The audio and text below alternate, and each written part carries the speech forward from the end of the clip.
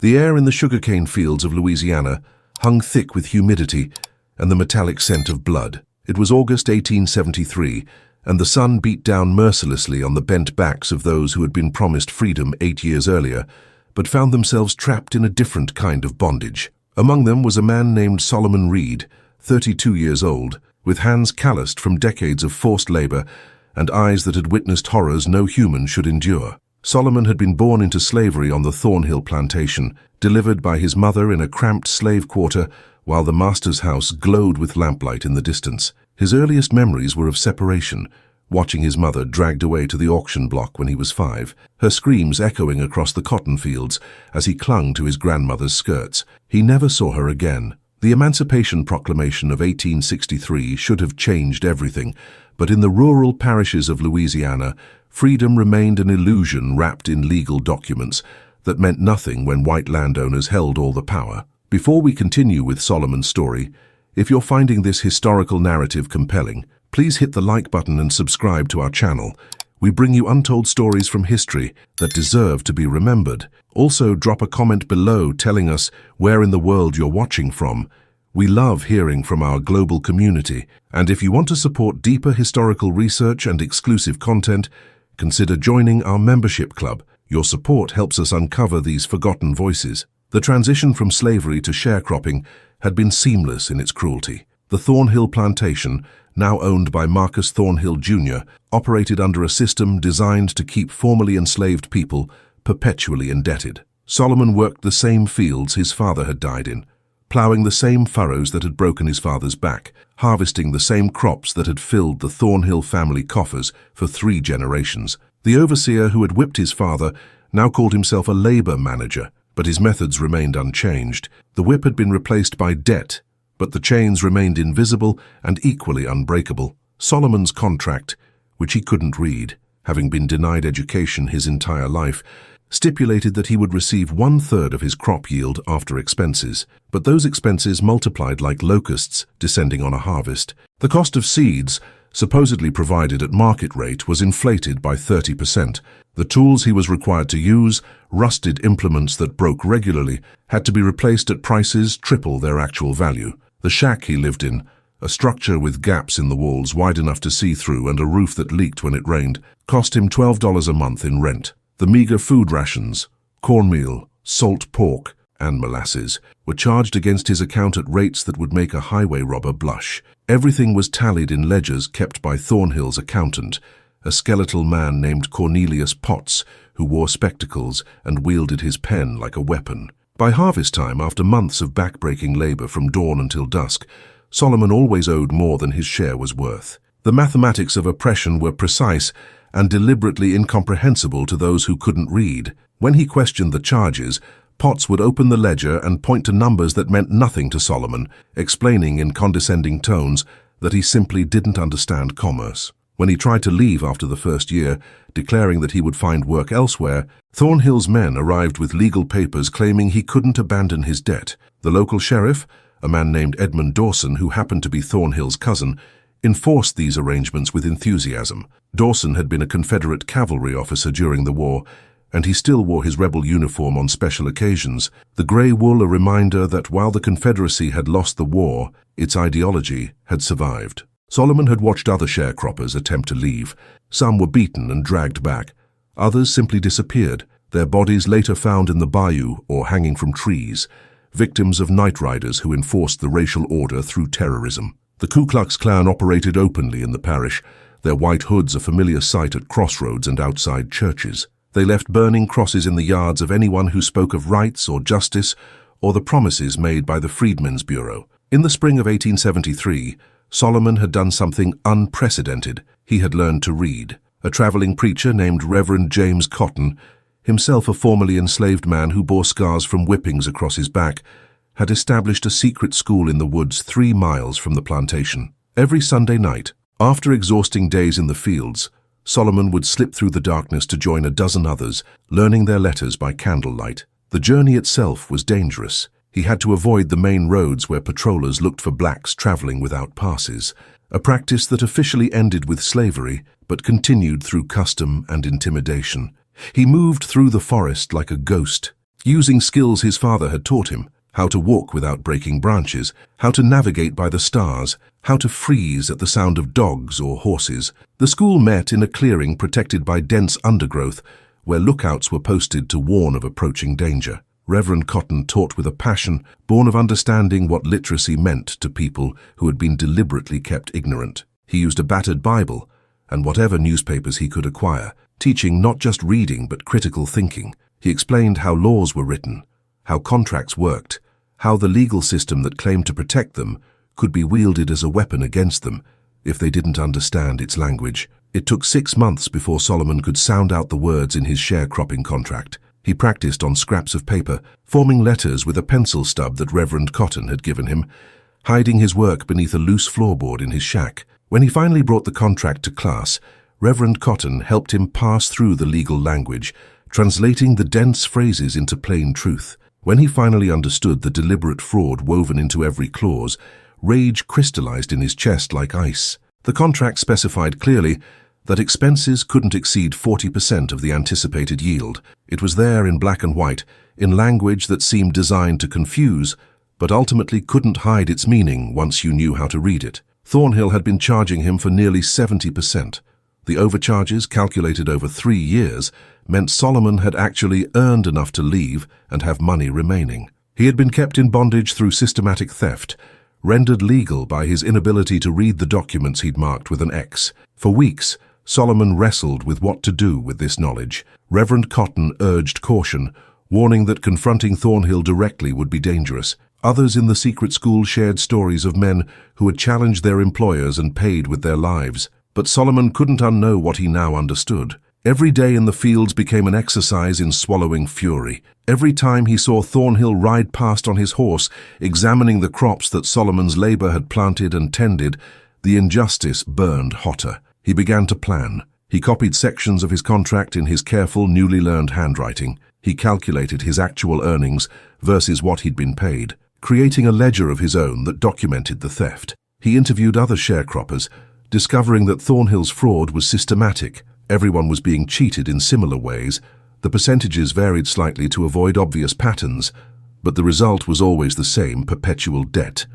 Solomon knew that confronting Thornhill would likely fail, but he also knew that if he simply ran, Thornhill would send men after him, and he'd spend the rest of his life looking over his shoulder. The Freedmen's Bureau in New Orleans, while corrupt and underfunded, represented the only official avenue for justice. If he could get there with documentation of the fraud, there was a chance, slim but real, that someone would listen. On a sweltering Tuesday in June, Solomon made his decision. He would confront Thornhill, not because he expected justice from the man, but because he needed Thornhill to know that he understood the game. He needed to look into the eyes of his oppressor and speak truth, regardless of the consequences. It was a reclamation of dignity that slavery had tried to strip away and that sharecropping had tried to maintain. He walked into Thornhill's office with the contract in his hand and demanded an accounting. The office occupied the ground floor of the plantation house, its walls lined with ledgers documenting decades of exploitation. Maps of the property hung on the walls, showing the divisions of land that had once been worked by hundreds of enslaved people and now was parceled out to sharecroppers in a system that barely distinguished itself from what had come before. Thornhill sat behind his father's mahogany desk, a corpulent man with mutton chops and fingers stained with tobacco. His eyes narrowed when Solomon placed the contract on the desk. "I can read now, Mr. Thornhill," Solomon said, his voice steady despite the hammering of his heart. "This contract says expenses can't be more than 40%. You've been charging me near 70. That's theft, and I want what you owe me." The room fell silent except for the ticking of the grandfather clock in the corner, an heirloom from Thornhill's grandfather, who had built this plantation on the backs of people stolen from Africa. Thornhill's face reddened, then purpled. He stood slowly, his chair scraping against the wooden floor, with a sound like a threat. "You calling me a thief, boy?" The word boy dripped with contempt, a reminder that legal freedom had not translated to human dignity, that in Thornhill's mind, Solomon would always be property that had temporarily escaped its proper category. "I'm calling the contract what it is," Solomon replied. "You owe me 3 years of wages. I calculated it. Comes to about $420. Thornhill laughed, a sound like gravel in a tin bucket. "You think you can come in here making demands? You think some words on paper matter when I say they don't?" He walked around the desk, standing close enough that Solomon could smell the whiskey on his breath, could see the broken blood vessels in his nose that spoke of years of drinking away whatever conscience he might have once possessed. Your mammy was a slave. Your daddy was a slave. You were born a slave, and no piece of government paper changes what you are. Your property that got loose, nothing more. Solomon's hands clenched into fists at his sides, but he held his ground. Every instinct screamed at him to step back, to lower his eyes, to remember the survival strategies that had kept him alive through childhood. But he was done surviving on terms dictated by men like Thornhill. The law says different now, Solomon said. The law? Thornhill's laugh grew louder, more theatrical. I am the law here. Me and Sheriff Dawson and every white man in this parish. And if you don't get back to work right now, you'll learn what the law does to uppity niggers who forget their place. The racial slur hung in the air like a curse, like a physical blow. Solomon had heard it his entire life, from overseers, from poor whites who had nothing but their skin color to distinguish them from enslaved people, from children who learned hatred before they learned to read. But something had shifted in him since learning to read. The words that had once made him shrink now made him stand taller. Knowledge had given him a kind of armor, not against violence, but against the spiritual destruction that oppression sought to inflict. I'll go to the Freedmen's Bureau in New Orleans, Solomon said. They'll enforce this contract. Thornhill's expression changed from anger to something more dangerous, calculation. His eyes narrowed and he tilted his head slightly, studying Solomon like a snake studying prey. You do that, he said quietly, his voice dropping to barely above a whisper. But you remember that New Orleans is 60 miles from here, and you got to travel through a lot of dark country to get there. Lots of things can happen on dark roads. Accidents, misunderstandings with night riders, bodies that turn up in the bayou after gators get done with them. It was a death threat, barely veiled.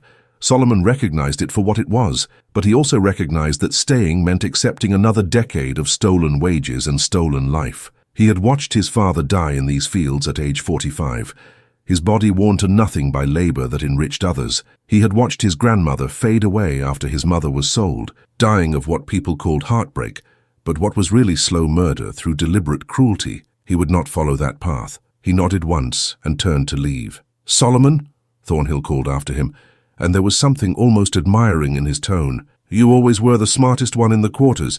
That's what makes you dangerous. Smart slaves caused the worst trouble back in the day, had to be dealt with harshly, made examples of. You understand me? Solomon didn't respond. He walked out of the plantation house and back to his shack, where he packed his few belongings into a cloth sack, a spare shirt, the pencil stub from Reverend Cotton, the papers documenting the theft, a small Bible he'd been given when he completed his first full book reading. He would leave at dawn, before Thornhill could organize whatever violence he was planning. The Freedmen's Bureau might be corrupt and underfunded, staffed by officials who often sympathized more with former slaveholders than with freed people, but it was his only hope for justice. That night, as Solomon prepared for sleep, he heard horses approaching. The sound came through the darkness like thunder, hooves pounding against the dirt road that ran past the sharecroppers' quarters. 3 riders, their faces covered with flour sacks with eye holes cut out, burst through his door, splintering the flimsy wood with a single kick. He recognized them anyway, the overseer by his missing finger, lost to a cotton gin accident years ago, Thornhill's eldest son by his distinctive silver belt buckle that caught the lamplight, and a third man whose voice he knew from Sunday church services, a deacon who preached about Christian charity while practicing racial terrorism. They dragged Solomon from his shack, while neighbors watched from windows, too terrified to intervene. Some had seen this scene before, had learned that helping meant becoming the next victim. Children were hushed by their parents, told to look away, to forget what they were seeing. This was how the system maintained itself, through violence witnessed but unacknowledged, through terror normalized into the fabric of daily life. They took him to the old tobacco barn, a structure that hadn't been used since before the war but still reeked of dried leaves and violence. The barn had history. It was where enslaved people had been whipped, where runaways had been tortured before being sold south, where the mechanisms of slavery had operated away from the site of the plantation house. Now it served the same purpose under a different name. They tied him to a support beam and beat him with axe handles until his ribs cracked and blood pooled in his lungs. Between blows, they demanded he recant his accusations, admit he couldn't actually read, confess to being a liar and a thief. They wanted him to accept their version of reality, to acknowledge that his attempt to claim justice was really theft, that learning to read was really uppityness, that demanding what he was owed was really ingratitude. Solomon refused. Each time they asked, he spat blood and repeated the same words. "You owe me $420. The beating lasted 3 hours. They took turns, resting when their arms grew tired, drinking whiskey between sessions. They discussed him as if he weren't there, debating whether he would learn his lesson or whether more permanent measures were necessary. The overseer favored killing him and dumping his body in the swamp. Thornhill's son worried about federal attention, pointing out that Freedmen's Bureau agents occasionally investigated obvious murders. The third man said nothing, just swung his axe handle with methodical precision. When they finally stopped, Solomon's face was unrecognizable, swollen and bloodied beyond human features. His body was a canvas of bruises and lacerations, each one a testament to the price of claiming dignity in a system built on its denial. The overseer checked his pulse with rough fingers against Solomon's neck and shook his head. "He's dead," the man announced. "Stupid nigger got himself killed over money he had no right to anyway." They left his body in the barn overnight, a warning to anyone who might consider following Solomon's example. The next morning, Thornhill called the sheriff, who dutifully recorded the death as heart failure following a dispute about wages. No investigation was conducted. No witnesses were interviewed beyond Thornhill himself, who explained that Solomon had become agitated during a discussion about debt and had simply collapsed. Sheriff Dawson, looking at Solomon's beaten body, wrote heart failure in his report without hesitation. Solomon Reed was officially dead at age 32, his body prepared for burial in the colored cemetery behind the Baptist church. The undertaker, a freed man who knew exactly what had happened but couldn't speak of it, cleaned the wounds as best he could, and dressed Solomon in the only suit in the colored funeral supply, a threadbare jacket that had been worn by dozens of dead men before him. They buried him on Thursday in a pine coffin that the sharecroppers had pooled their meager resources to purchase. The funeral was brief, a few words from Reverend Cotton, who wept as he spoke, his voice breaking as he recited verses about justice and righteousness, and the arc of moral universe that bent toward justice too slowly to save the men in his congregation. A handful of sharecroppers attended, despite Thornhill's warning that mourners would be noted and dealt with. They stood in the August heat, sweating and grieving and terrified, knowing that any of them could be next. The grave was filled with Louisiana soil, heavy and dark. A wooden marker was placed at the head, carved with Solomon's name and the dates that bookended his brief, brutal life.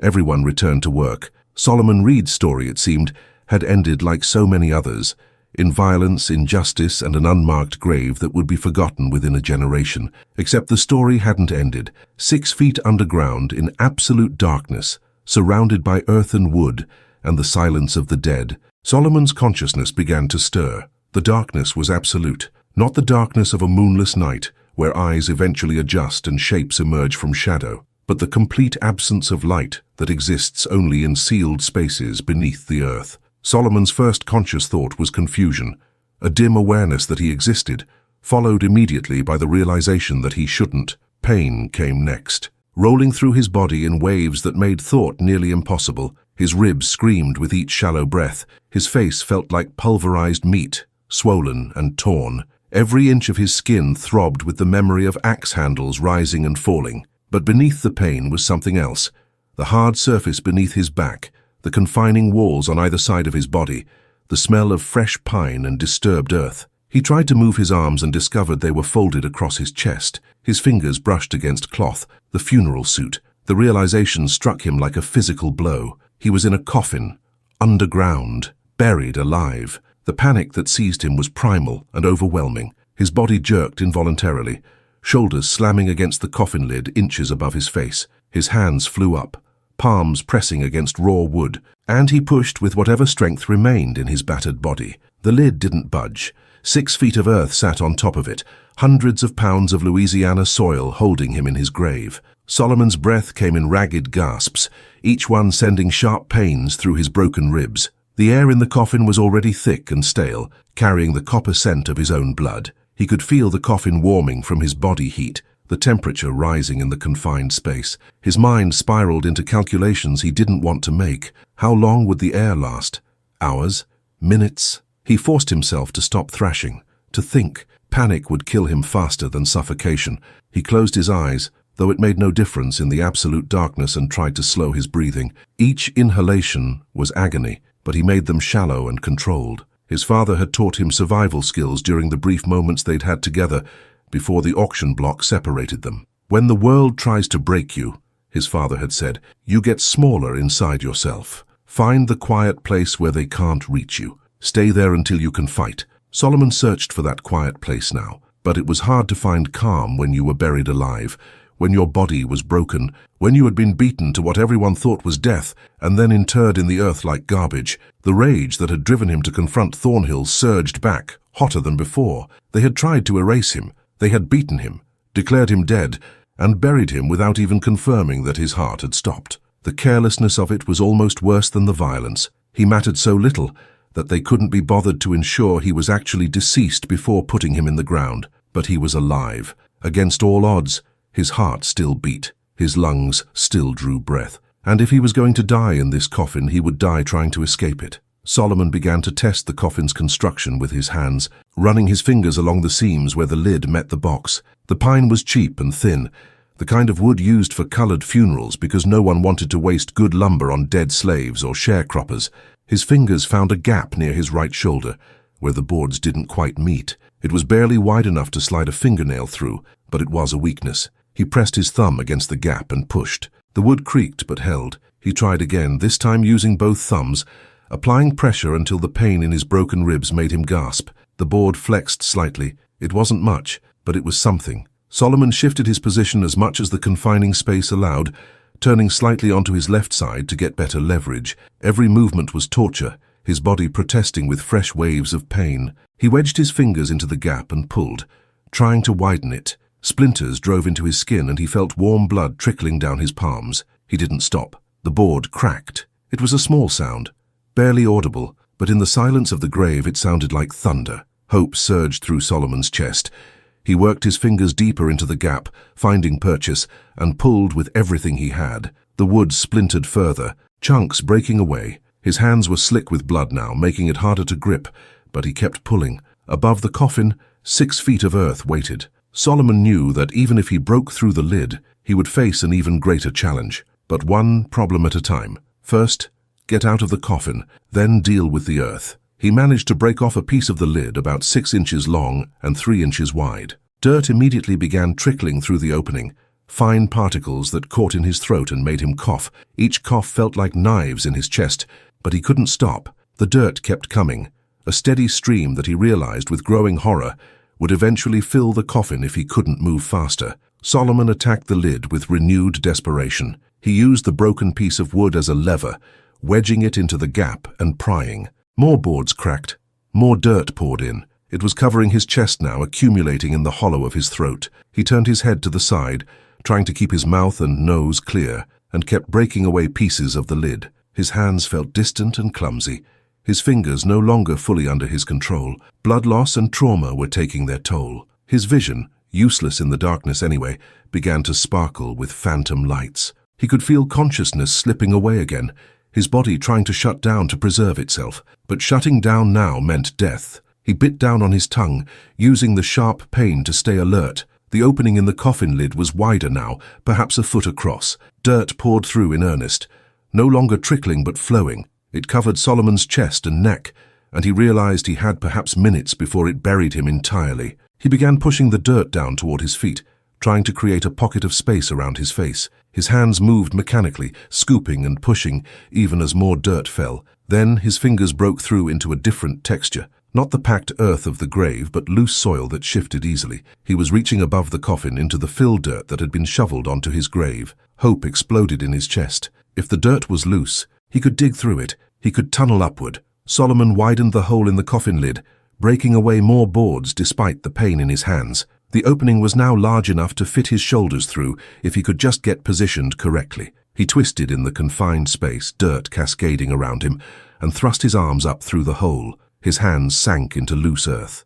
He began to dig. It was slow, agonizing work. He would scoop away dirt, pulling it down into the coffin around his body, then reach up for more. The space in the coffin was filling rapidly, the dirt accumulating faster than he could manage it. It pressed against his chest, restricting his already labored breathing, but he couldn't stop. Every handful of earth he pulled down was progress, was movement upward, was defiance of the grave they'd put him in. His hands encountered a root, thick and stubborn. He grabbed it and pulled, using it for leverage to haul himself higher. The root held, and Solomon managed to get his shoulders through the hole in the coffin lid. He was half in the coffin and half in the earth above it, surrounded on all sides by dirt that wanted to crush him, bury him, reclaim him for the grave. He dug with his hands, with his elbows, pushing dirt aside and down. His movements were frantic now, all technique abandoned in favor of pure survival instinct. Dirt filled his mouth and he spat it out.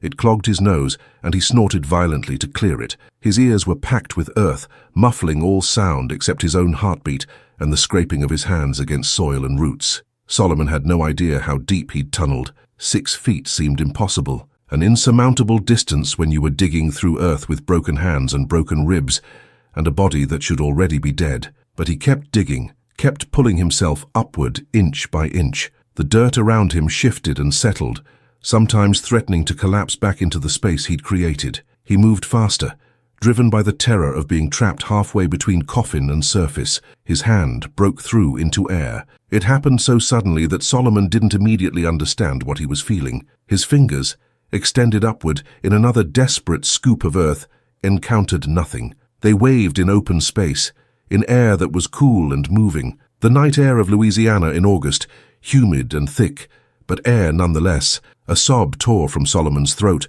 half relief and half anguish. He clawed at the edges of the hole, widening it, pulling himself upward with the last reserves of strength his body possessed. His head emerged from the earth like a resurrection, like something being born from the ground itself. He gasped, pulling air into his lungs in great, painful gulps that made his broken ribs scream but felt like the most beautiful thing he'd ever experienced. The night was dark, but after the absolute blackness of the grave, it seemed brilliant. Solomon could see stars above him, distant and cold, but proof that he had escaped the earth. He dragged himself the rest of the way out of his grave, collapsing onto the ground beside the hole he'd dug. For long minutes, he simply lay there, breathing, feeling the solid earth beneath him instead of around him, listening to the sounds of the living world, insects chirping, wind rustling through leaves, a dog barking in the distance. He was covered in dirt and blood, his funeral suit torn and filthy. His hands were mangled, fingernails torn off,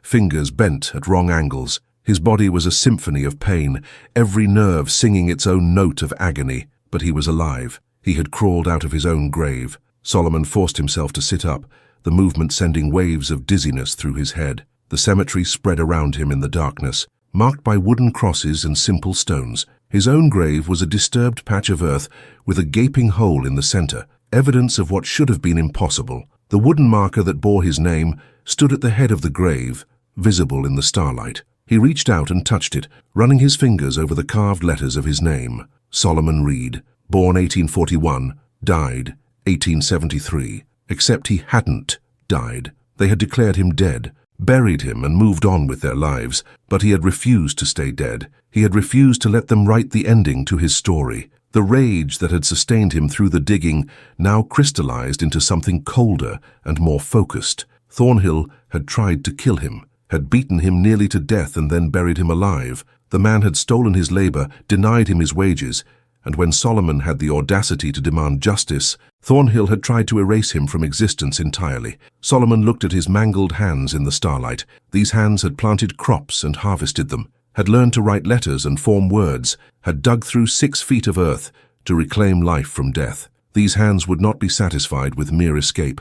They would have justice. They would have revenge. He had no illusions about what that meant. He was legally dead, buried in consecrated ground with witnesses to his interment. He had no rights, no standing, no protection under law. If he walked into town and declared himself alive, Thornhill would simply have him killed again, this time making sure the job was done properly. The sheriff would look the other way. The courts would ignore it. The system that had kept him enslaved, then kept him indebted, would complete the job of destroying him. But if he was already dead, he had nothing left to lose. Solomon stood on shaking legs, using the grave marker for support.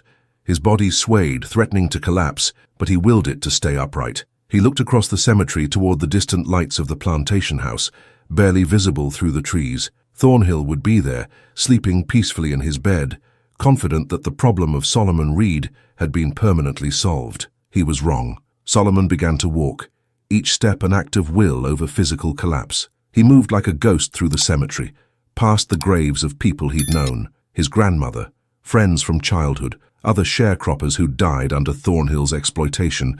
He was joining their company in a way, becoming one of the dead who refused to rest quietly. But unlike them, he had been given a chance to return, to speak for those who couldn't, to extract payment for debts that went far beyond $420. The night wrapped around him like a shroud as he disappeared into the darkness beyond the cemetery gates. A dead man walking, carrying with him a fury that death itself couldn't extinguish. Solomon moved through the darkness like a spectre, his body operating on something beyond physical strength, pure will animating a frame that should have given out miles ago. He couldn't return to the sharecroppers' quarters. Thornhill's men would be watching for any sign of him, though they believed they were watching for nothing. The dead don't rise.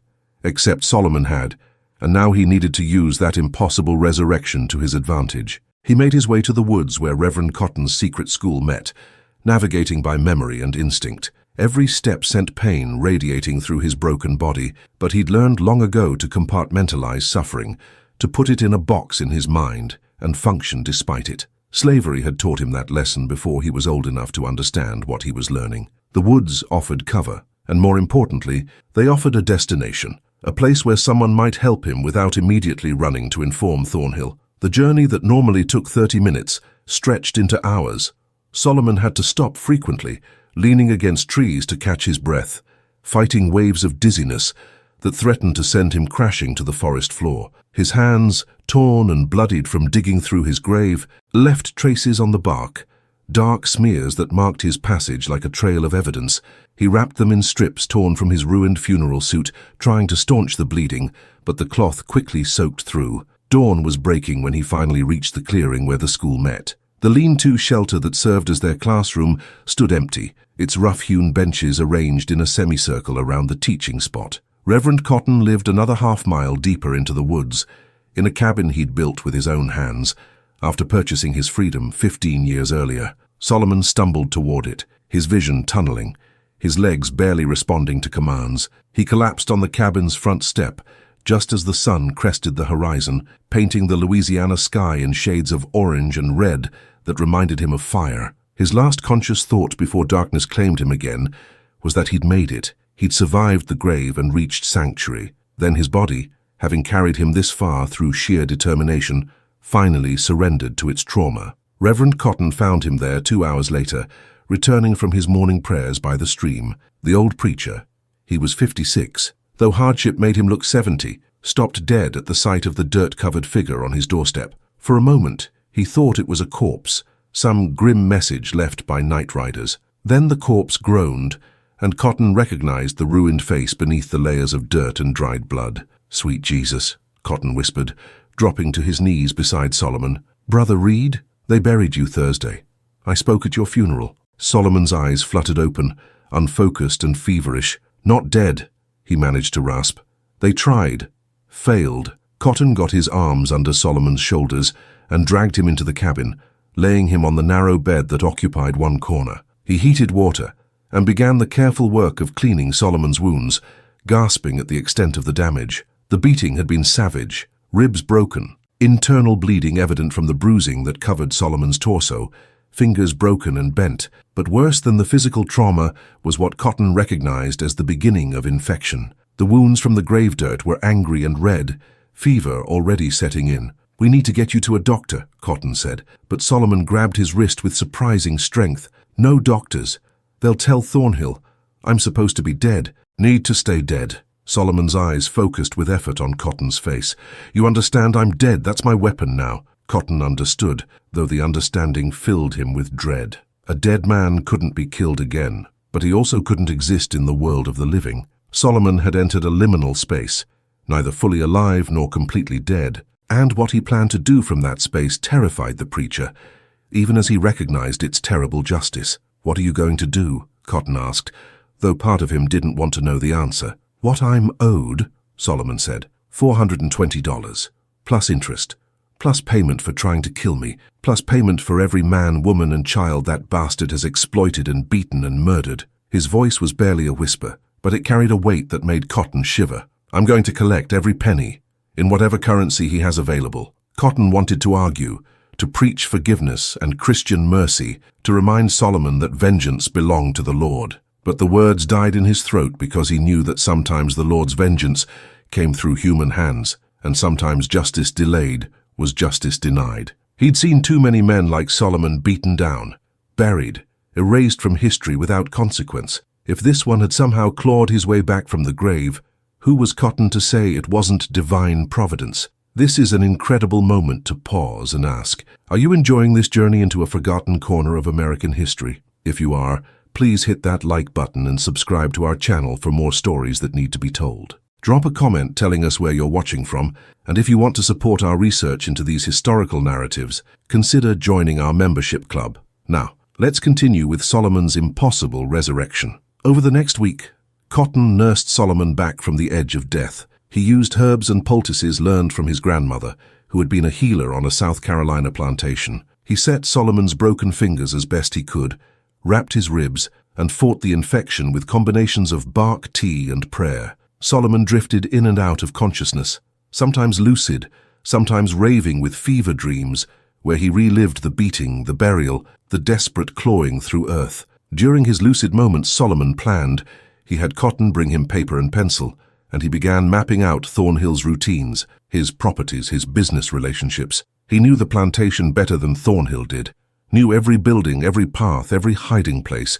He'd worked it his entire life, first as a slave and then as a sharecropper. That knowledge was power now. Cotton also brought news from the outside world. The story of Solomon's death had already faded from local conversation, one more dead sharecropper barely worth noting. Thornhill had hired a new worker to take over Solomon's plot, a man fresh from Alabama, who couldn't read and didn't ask questions. Life on the plantation continued exactly as it had before, Solomon's absence leaving barely a ripple, but there were other details that Cotton gathered from his conversations with sharecroppers who came to Sunday services. Thornhill was planning something big, a business deal with a cotton broker from New Orleans. He'd been bragging about it at the general store, talking about how this deal would make him richer than his father had ever been. The broker was coming to inspect the crop and negotiate terms. Thornhill expected to clear $10,000 from the transaction.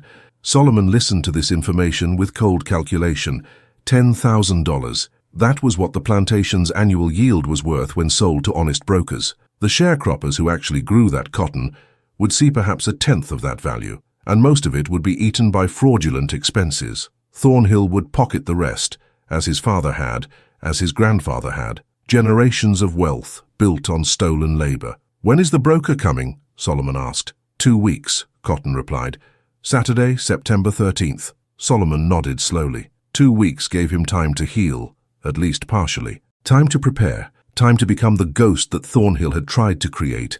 As his body mended, Solomon began to move around the cabin, testing his strength. His ribs ached with every breath, but the sharp, stabbing pain had dulled to a constant throb. His hands were healing, though 2 fingers on his right hand would never straighten properly again, permanent reminders of his grave. He was thinner, his face gaunt, his eyes sunken. When Cotton held up a mirror, Solomon barely recognized himself. He looked like a man who had died and been partially resurrected, something not quite alive and not quite dead. "Perfect," Solomon said, studying his reflection. The transformation wasn't just physical. Something fundamental had changed in him during those hours buried alive, during the desperate clawing through earth, during the moment when he emerged from his own grave. He had died, in a sense. The Solomon Reed who had walked into Thornhill's office demanding payment was gone, buried in that cemetery. What had emerged was something harder, colder, more dangerous. Cotton watched this transformation with growing unease. He recognized that he was harboring not just a fugitive, but something that might be considered worse in the eyes of white Louisiana, an uppity Negro who refused to stay beaten, who refused to accept his place, who had the audacity to survive when he was supposed to be dead. If Thornhill discovered Solomon was alive, Cotton's cabin would burn with both of them inside it. The preacher was risking everything by helping, and he knew it. "Why?" Solomon asked him one evening as if reading his thoughts. "Why are you helping me? You could turn me in, collect a reward, stay safe." Cotton was quiet for a long moment, staring into the fire that heated the cabin. "I've buried 43 people in the past 5 years," he finally said. 43 souls who died under Thornhill's exploitation, or at the hands of night riders, or from simple exhaustion and despair. I spoke words over every grave, promising them that justice would come, that their suffering mattered, that God saw everything and would balance the scales. But the scales never balanced. The wicked prospered, the righteous suffered, and I started to wonder if my promises were lies. He turned to look at Solomon. Then you crawled out of your grave. Against every law of nature and man you came back. Maybe that's God's answer. Maybe justice comes through you, I don't know.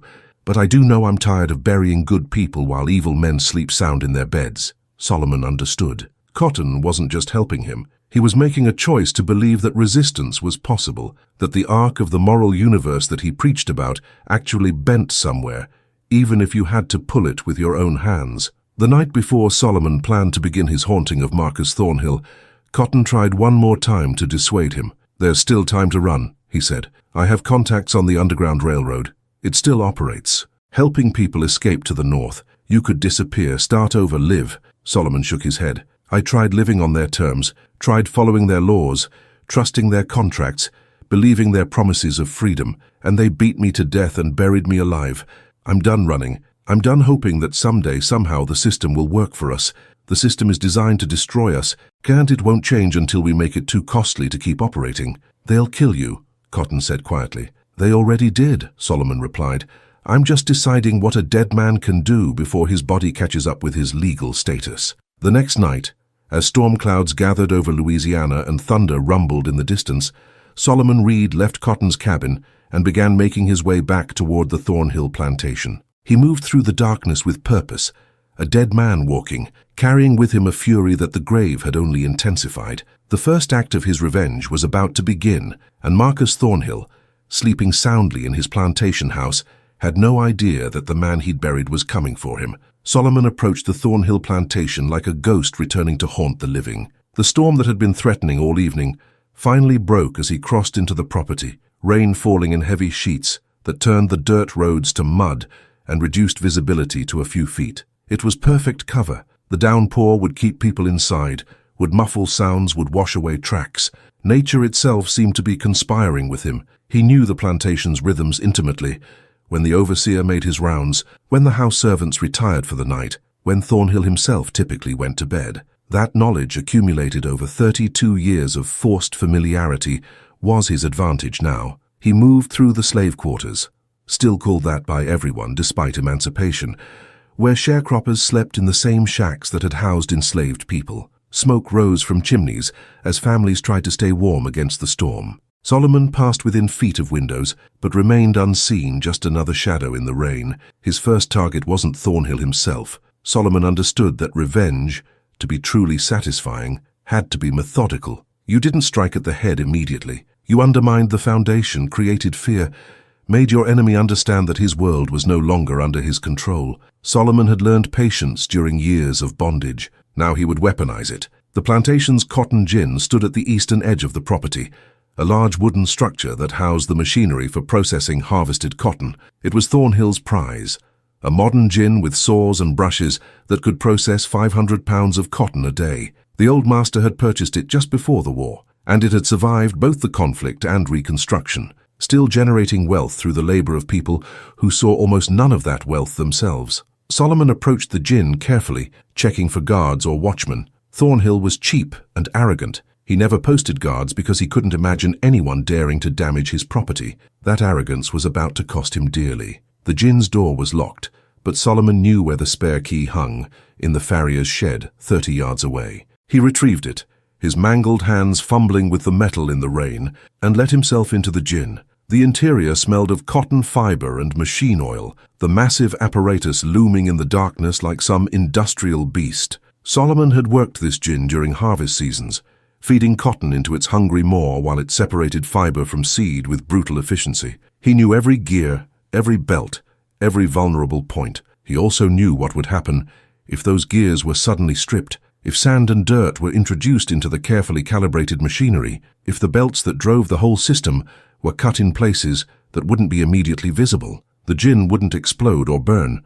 That would be too obvious. Instead, it would fail gradually, catastrophically, during the height of harvest season, when cotton needed to be processed quickly to meet market demands. The delays would cost Thornhill thousands of dollars. The repairs would cost thousands more. Solomon set to work with methodical precision. He found buckets of sand used for traction on icy mornings and poured them into the gear housings, mixing them with the oil so they wouldn't be immediately visible. He used a knife to make careful cuts in the drive belts, not severing them completely, but weakening them so they would fail under load. He loosened bolts just enough that vibration would work them free during operation. Each act of sabotage was calculated to cause maximum damage, while appearing to be mechanical failure rather than deliberate destruction. It took him 2 hours to thoroughly compromise the gin. When he was finished, he stood back and studied his work with grim satisfaction. To any casual inspection, everything would look fine. But when Thornhill tried to run cotton through this machine, it would tear itself apart within hours.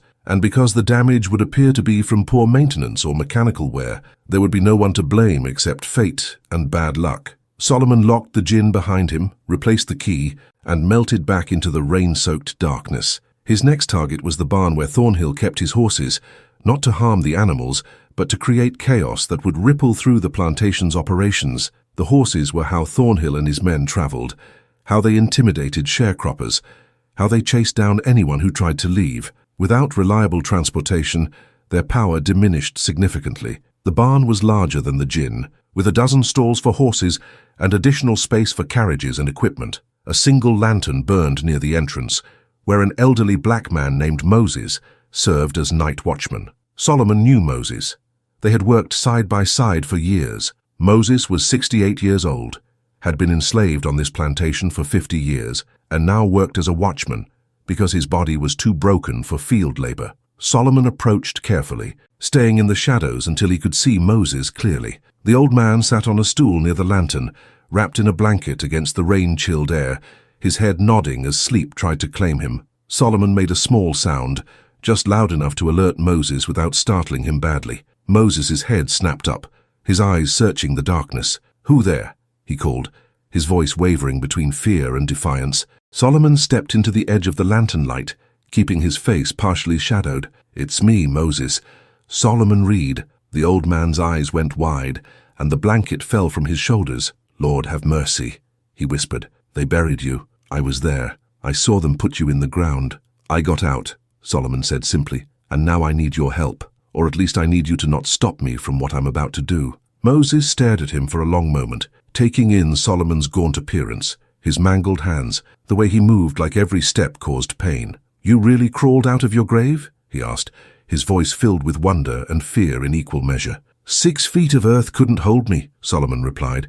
"Not when I have unfinished business." Moses was quiet, his weathered face thoughtful. Then he stood slowly, his joints creaking. "I'm going inside to make coffee," he said carefully. "Going to take me about half an hour. These old bones move slow on cold nights. When I come back, I expect I won't see nothing unusual, just some horses that got loose from their stalls somehow." He met Solomon's eyes and something passed between them, an understanding born of shared oppression, of watching each other endure decades of cruelty, of recognizing that sometimes justice required breaking the rules designed to prevent it. "Thank you," Solomon said. Moses nodded. "You do what you came to do. But Solomon, be careful. They killed you once. They'll do it again if they catch you, and this time they'll make sure you stay dead." The old man shuffled into the rain toward the house where he kept his coffee pot, not looking back. Solomon waited until he was out of sight, then entered the barn. He didn't harm the horses. Despite everything, Solomon couldn't bring himself to hurt animals who had no say in their use.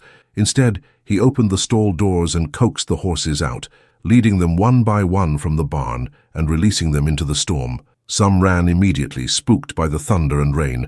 Others wandered more slowly, confused by their sudden freedom. Solomon opened the pasture gates as well, ensuring the horses could scatter across the countryside, rather than simply congregating nearby. Next, he turned his attention to the carriages and equipment. Thornhill owned 3 carriages, including an expensive brougham that he'd imported from New York. Solomon methodically removed wheels from the carriages, hiding them in different locations around the property. One set in the hayloft, another in the equipment shed, a third buried in the manure pile. He cut traces and harnesses, not obviously but in ways that would cause them to fail when put under strain. He poured molasses into the grease used on axles, ensuring that when new wheels were installed, they would seize up after a few miles. The work took longer than the gin sabotage because Solomon was careful to make everything appear random rather than deliberate.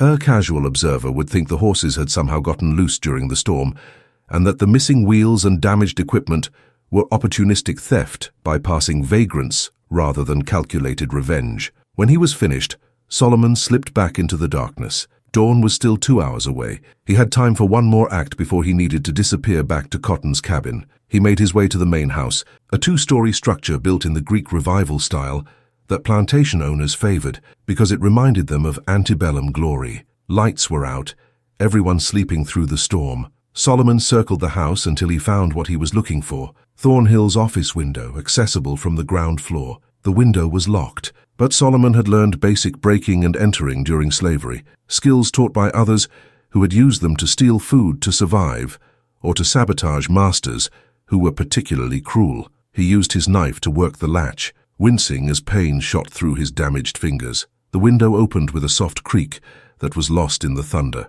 Solomon climbed inside, finding himself in the same office where he had confronted Thornhill weeks earlier. The mahogany desk still dominated the room. The ledgers still lined the walls, documenting generations of theft disguised as business. Solomon lit a candle stub he'd brought with him, keeping the flame low and shielded. He went to the ledgers and began examining them by candlelight. Here was the true history of the plantation, entries recording the purchase and sale of enslaved people, including his own mother and father. Entries documenting the transition to sharecropping, with the fraudulent calculations that kept people trapped in debt. Entries showing Thornhill's other business ventures, loans made to poor whites at usurious rates, bribes paid to local officials, payments to night riders for services rendered. Solomon found his own account ledger and studied it carefully. Everything was there in Cornelius Potts's meticulous handwriting: the inflated seed costs, the fraudulent tool charges, the excessive rent for his shack.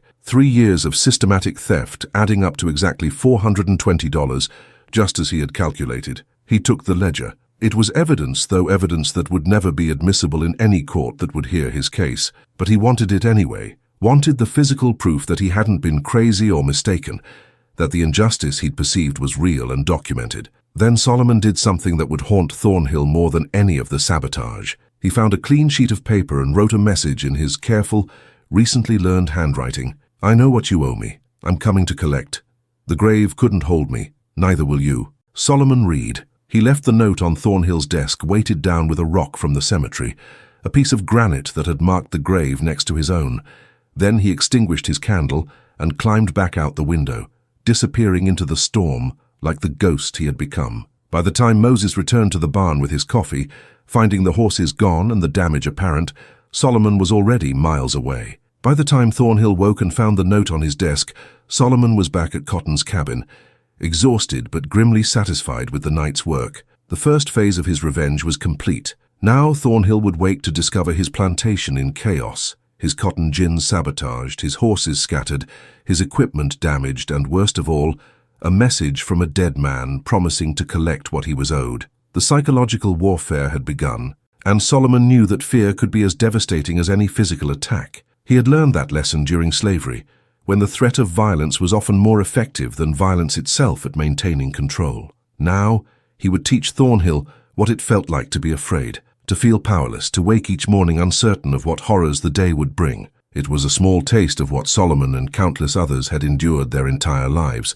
but it was only the beginning. The discovery of Solomon's note sent shockwaves through the Thornhill plantation that no amount of wealth or power could contain. Marcus Thornhill found it at dawn, stumbling into his office with a hangover from the previous night's whiskey. The rock from the cemetery sat on his ledger like an accusation, and the handwriting on the note beneath it was unmistakable, the same careful script Solomon had used when he'd confronted Thornhill about the fraudulent contract. Thornhill's hands shook as he read the message. His first instinct was to dismiss it as a prank, some cruel joke by someone who knew about Solomon's death. But the rock told a different story.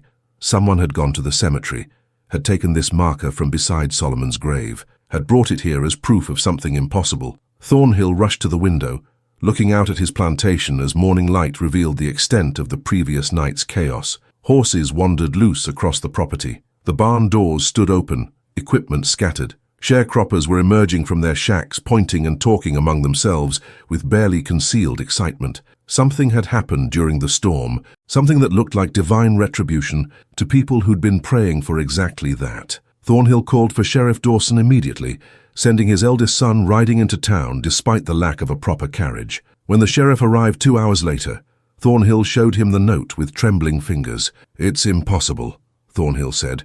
"We buried him. You wrote the death certificate yourself." Dawson studied the note, his face unreadable. "Someone's playing a game with you, Marcus.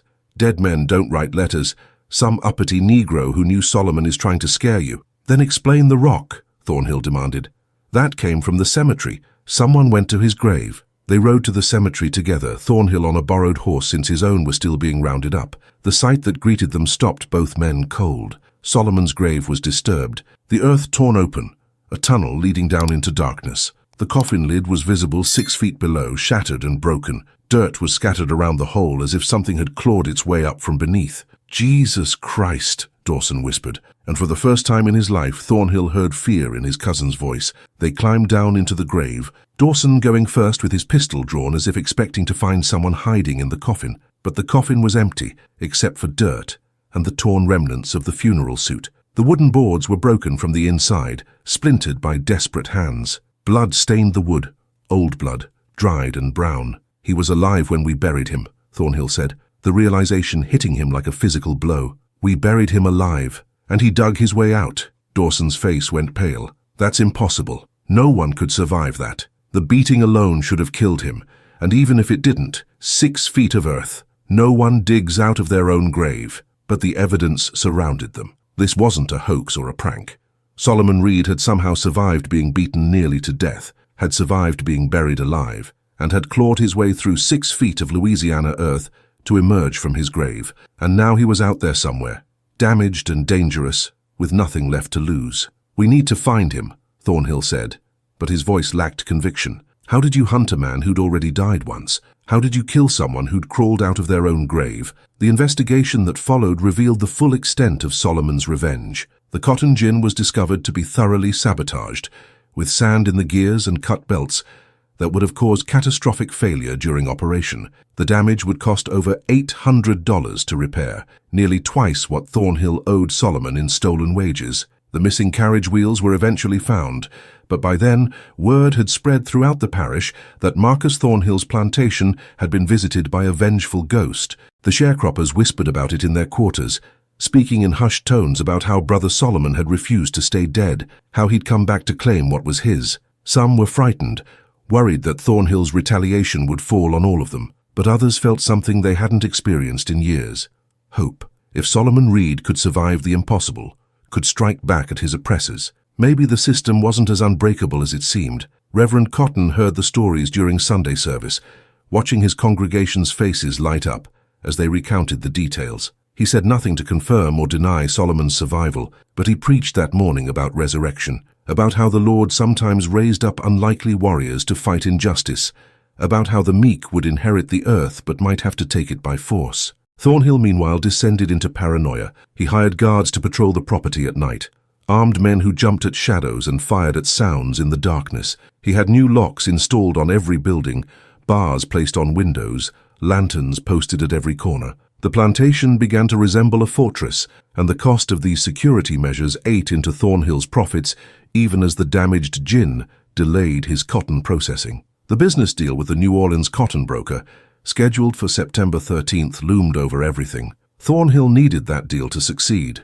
He'd borrowed money to expand his operations, counting on the $10,000 payment to cover his debts and finance next year's planting. But with the gin damaged and his plantation in chaos, he was scrambling to present an appearance of control and prosperity. Solomon, watching from the woods through a spyglass Cotton had acquired, saw Thornhill's desperation mounting. The psychological warfare was working better than he'd hoped. Every unexplained sound, every shadow, every small mishap on the plantation was now attributed to the dead man who'd come back. Thornhill's power had always rested on fear and control. Now he was the one who was afraid, the one who felt control slipping away. On September 10th, 3 days before the broker's arrival, Solomon made his next move. He waited until midnight, then approached the main house again. This time, he didn't break in. Instead, He simply stood outside Thornhill's bedroom window and began to sing. It was a song from slavery days, one his mother had taught him before she was sold away.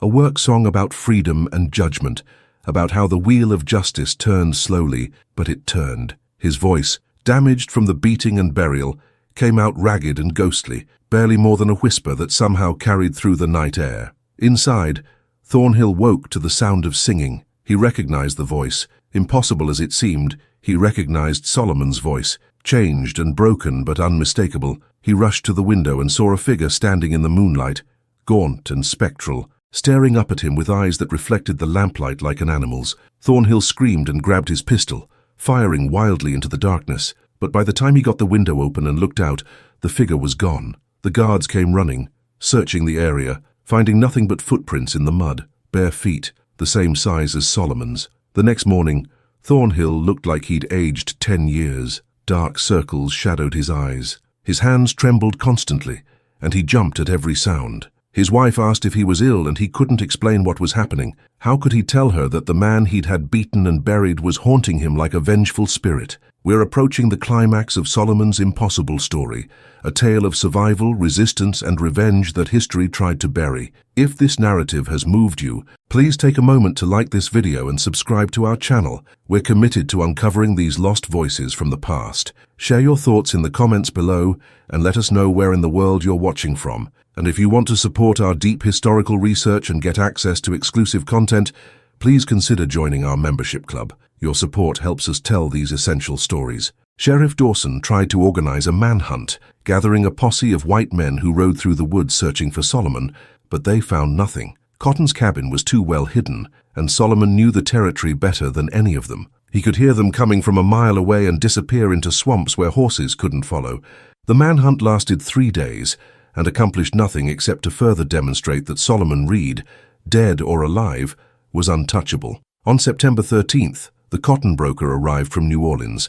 His name was Albert Cunningham, a well-dressed man with sharp eyes who'd built his fortune on exploiting the desperation of plantation owners during Reconstruction. He arrived in a fine carriage with 2 assistants, expecting to inspect Thornhill's operation and negotiate a price for the season's cotton yield. What he found instead was chaos, barely concealed beneath a veneer of normalcy. Thornhill met him with forced joviality, showing him around the property while trying to explain away the obvious problems: the gin that was still being repaired, the scattered equipment, the armed guards that seemed excessive for a peaceful farming operation.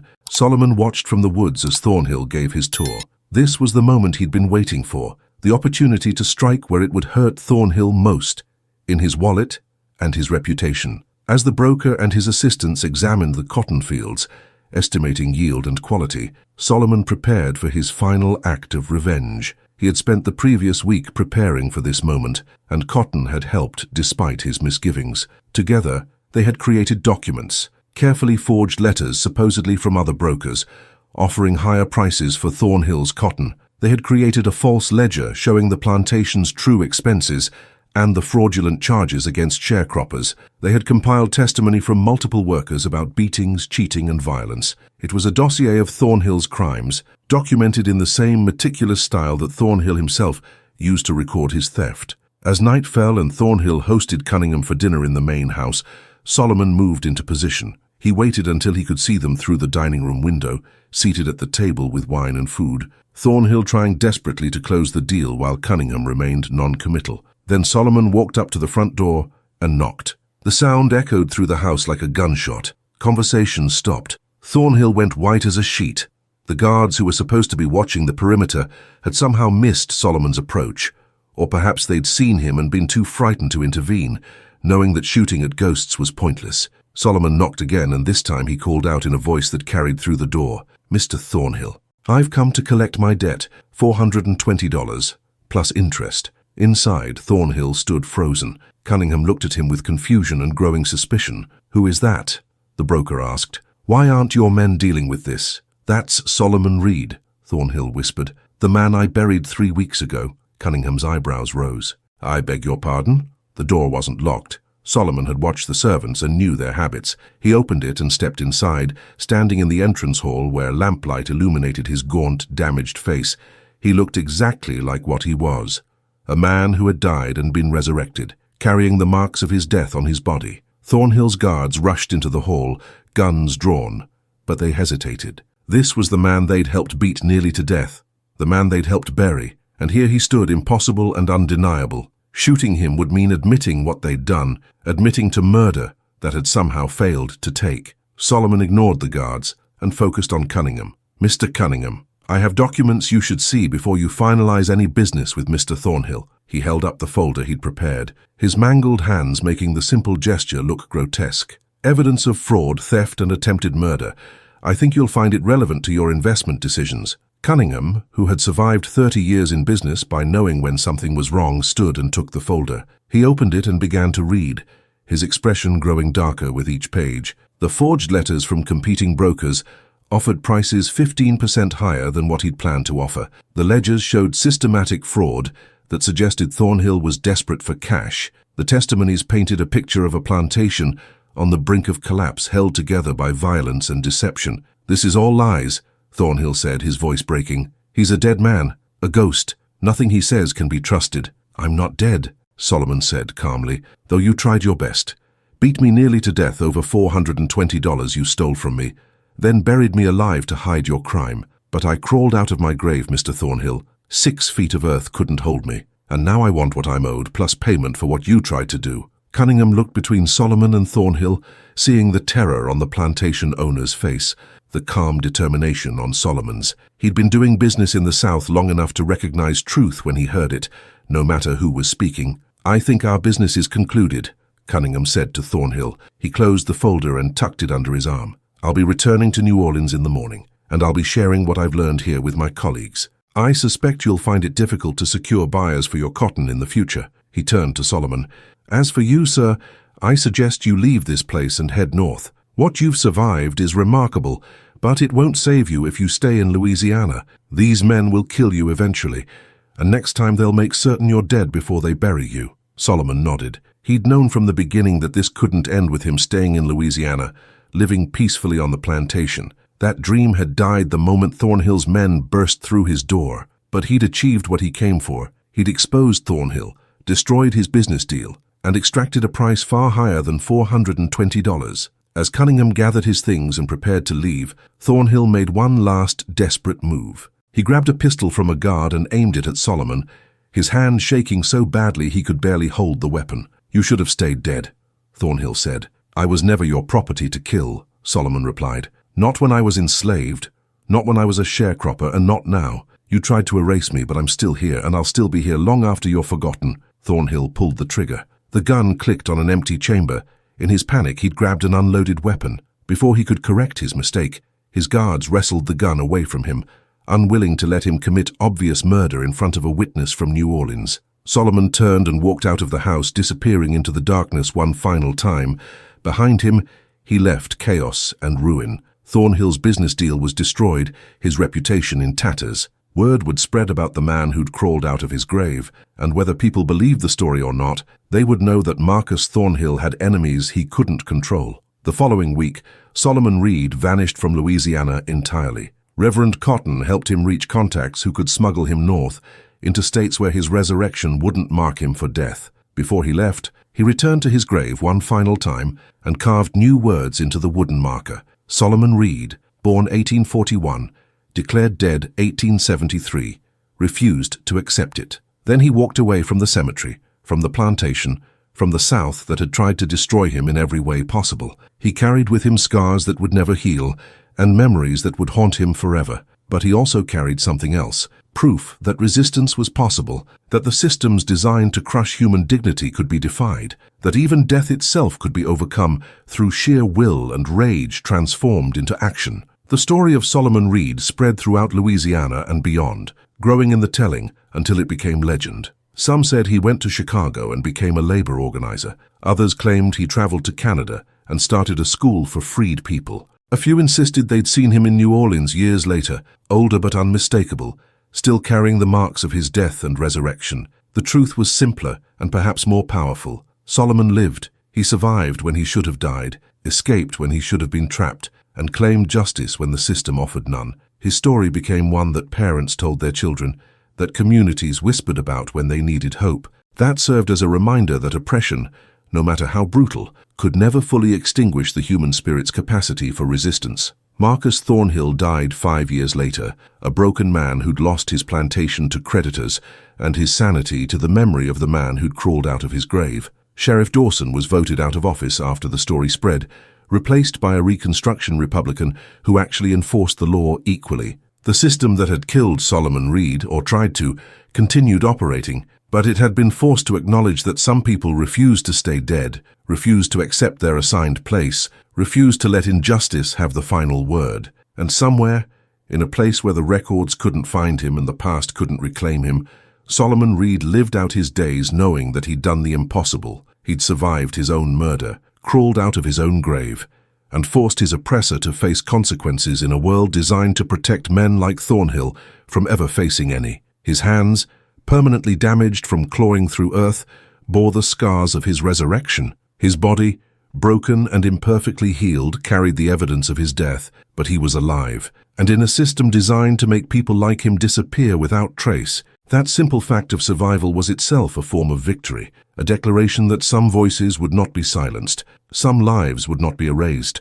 some stories would refuse to end where power demanded they should. Solomon Reed's grave in Louisiana remains disturbed to this day, the earth never properly filled back in, the wooden marker bearing his defiant epitaph. Visitors to the old cemetery report feeling a presence there, something that reminds them that the past isn't really past, that the struggles for dignity and justice continue, and that the dead sometimes refuse to stay buried when their stories still need telling. Thank you for joining us on this journey through Solomon Reed's extraordinary story of survival and resistance. His tale reminds us that history is filled with voices that tried to speak but were silenced, lives that were deemed insignificant but contained extraordinary courage. If this story moved you, please share it with others who need to hear these forgotten narratives. Like, subscribe, and join our community as we continue uncovering the hidden chapters of our shared past.